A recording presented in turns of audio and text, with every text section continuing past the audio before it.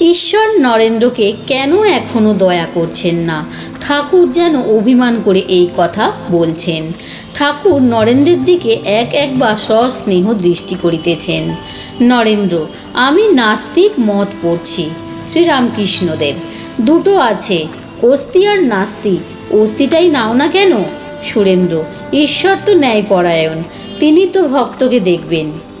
শ্রীরামকৃষ্ণদেব, আইনে বা শাস্ত্রে আছে, পূর্বজন্মে যারা দান টান করে তাদেরই ধন হয়।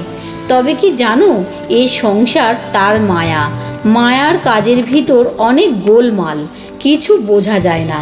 ঈশ্বরের কার্য কিছু বোঝা যায় না। ভীষ্মদেব সরসজ্জায় শুয়ে, পাণ্ডবেরা দেখতে এসেছেন, সঙ্গে কৃষ্ণ। এসে খানিকক্ষণ পরে দেখেন ভীষ্মদেব কাঁদছেন। পাণ্ডবেরা কৃষ্ণকে বললেন, কৃষ্ণ, কি আশ্চর্য, পিতামহ অষ্টবসুর একজন বসু, তার মতন জ্ঞানী দেখা যায় না, ইনিও মৃত্যুর সময় মায়াতে কাঁদছেন।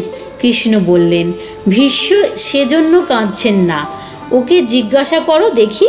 জিজ্ঞাসা করাতে ভীষ্ম বললেন, কৃষ্ণ, ঈশ্বরের কার্য কিছু বুঝতে পারলাম না, আমি এই জন্য কাঁদছি যে সঙ্গে সঙ্গে সাক্ষাৎ নারায়ণ ফিরছেন, কিন্তু পাণ্ডবদের বিপদের শেষ নাই। এই কথা যখন ভাবি, দেখি যে তার কিছুই বুঝবার জো নাই।